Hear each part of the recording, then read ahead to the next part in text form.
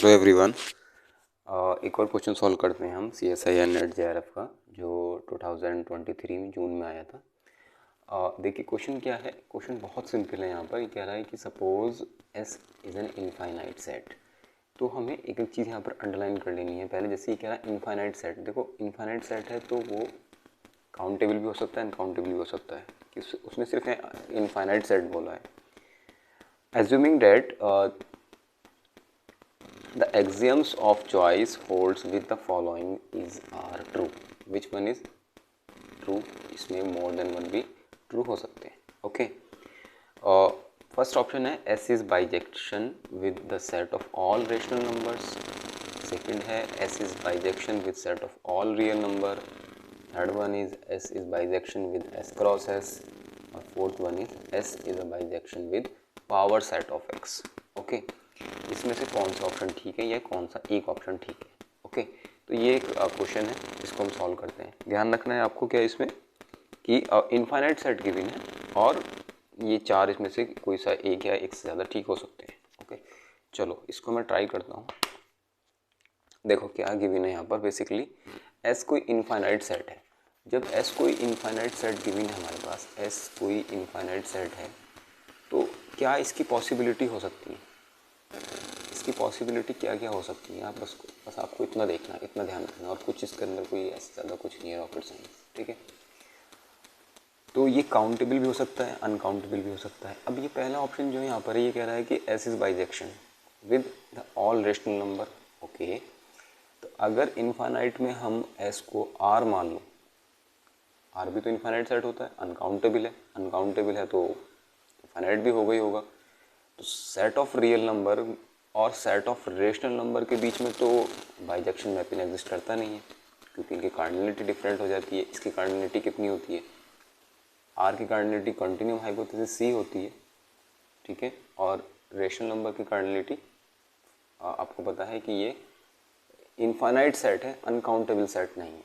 Okay, तो इसको uncountable set, ये एक काउंटेबल सेट है, काउंटेबली इनफाइनाइट सेट है बेसिकली। तो इसकी कार्डिनलिटी जितनी हमारी नेचुरल नंबर की कार्डिनलिटी होती है उतनी ही होती है। ओके, तो यूजुअली इसको एक एलिफ नोट से नोट करते हैं, जस्ट नोटेशन है। तो यहाँ पर इसका मतलब ये हो गया है कि S अगर हम रियल नंबर का सेट ले लेते हैं, और इन्होंने कहा यहाँ पर फर्स्ट ऑप्शन में कि ये जो है हमारा रेशनल है, सेट ऑफ रेशनल नंबर के बीच में, तो यहाँ तो कोई एक बाइजेक्शन मैपिंग एग्जिस्ट नहीं करता है। ओके, तो इसका मतलब पहला ऑप्शन तो यहाँ पर फॉल्स है। सेकंड में क्या कह रहा है, S is bijection with set of real number. अब इसके अपोजिट ले लो आप। पहले हमने S को R लिया है, अब हम S को अपने साइड से B ऑप्शन के लिए S को मैं कोई नेचुरल नंबर का सेट ले लेता हूँ, तो भी इनफाइनाइट सेट है। और ये क्या सेट ऑफ रियल नंबर के बीच में होगा, तो अगर N और R के बीच में तो कोई मैपिंग एग्जिस्ट नहीं करती है, बाइजेक्शन मैपिंग एग्जिस्ट नहीं होती है। ओके, तो ये भी बाइजेक्शन नहीं होगा, S और R के बीच में नहीं होगा, क्योंकि मैंने S को सेट ऑफ रियल नंबर ले लिया है। थर्ड में फोर्थ में देखो क्या कह रहा है, S is bijection with the power set of. ये तो ऑलवेज फॉल्स है, क्योंकि कैंटर के अकॉर्डिंग क्या है कि कोई भी सेट अपने पावर सेट के बीच में कभी बाइजेक्शन एग्जिस्ट नहीं करता है। ठीक है, कैंटर हाइपोथेसिस यही है कि एक सेट हमारे पास set of natural number given है, कोई भी एक सेट गिवन है, और उसका पावर सेट ऑलवेज उसके पावर सेट में उससे ज़्यादा एलिमेंट होंगे। तो इसका मतलब ये हुआ कि किसी भी सेट और उसके पावर सेट के बीच में कभी भी कोई बाइजेक्शन मैपिंग तो एग्जिस्ट करेगा ही नहीं। ओके, सो S और इसके पावर सेट के बीच में, पावर सेट ऑफ S, चाहे आप S काउंटेबल सेट लें जैसे N या Z इस तरह से, या Q, या आप अनकाउंटेबल सेट लें, रियल नंबर ले लें या कॉम्प्लेक्स नंबर का सेट ले लें या इरेशनल नंबर ले लें, वो सेट और उसके पावर सेट के बीच में कभी भी बाइजेक्शन मैपिंग एग्जिस्ट नहीं करता है। ओके, ये कैंटर के अकॉर्डिंग है। अगर आप वैसे भी देखें तो S अगर सेट में कितने भी एलिमेंट हैं तो इसके पावर सेट में तो 2 to the power n element हो जाएंगे, तो इससे बहुत, ये वाले तो बहुत ज़्यादा हो जाएंगे इससे। ओके, अगर आप इनफाइनाइट सेट की बात करेंगे तो वहाँ पर भी इसी तरह का है। इनफाइनाइट सेट में भी अगर आप कोई एक सेट ले लेते हैं, इनफाइनाइट सेट में अगर आप सेट ऑफ रियल नंबर की बात करें तो वहाँ पर भी इसी तरह का सिचुएशन है कि दोनों की जो कार्डिनलिटी है वो डिफरेंट हो जाती है। जैसे अगर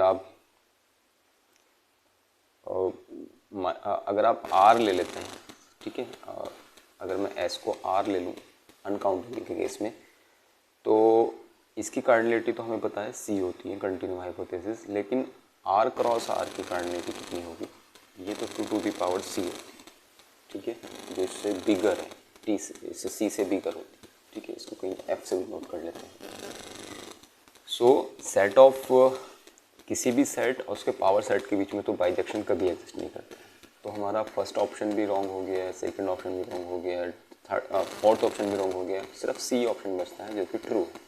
okay, S is bijection with S cross S, always true है। आप एस कोई भी ले लें, चाहे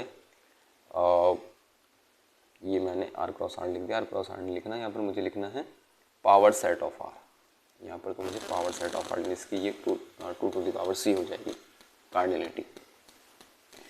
अब मैं एस क्रॉस एस की बात करूँ, आप कुछ भी ले सकते हैं। देखो, आप अगर नेचुरल नंबर का सेट लेते हैं, ठीक है, तो नेचुरल नंबर की कार्डिनलिटी आपको पता है, हम इसको एलिफ नॉट से डिनोट करते हैं, तो एन क्रॉस एन की कार्डिनलिटी वही एलिफ नॉट ही होती है। ओके, इसको भी एलिफ नॉट, मतलब ये सिमिलर सेट है, इनके बीच में 1 1 और ऑन टू मैपिंग एग्जिस्ट करते हैं, मतलब बाइजेक्शन होता है। इस तरह से अगर आप बात करें आर की बात करें, तो अगर आर की कार्डिनलिटी सी है तो आर क्रॉस आर की कार्डिनलिटी भी सी ही होती है, ठीक है। तो यहाँ पर इसका मतलब ये हो गया कि इनके बीच में तो बाइजेक्शन मैपिंग एग्जिस्ट करता है। ओके, तो क्या कंक्लूजन निकलता है हमारे पास कि सेट अगर हमारे पास इनफाइनाइट गिवन है तो जो जो पॉसिबिलिटी है उसके लिए वो काउंटेबली फाइनाइट, काउंटेबली इनफाइनाइट हो सकता है और सिंपल इनफाइनाइट सेट हो सकता है, ठीक है, या अनकाउंटेबल सेट हो सकता है।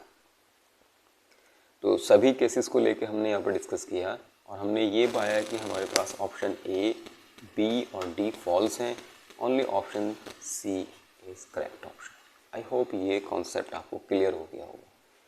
फिर भी कोई डाउट है तो आप मुझे कमेंट सेक्शन में बता सकते हैं। Thank you so much.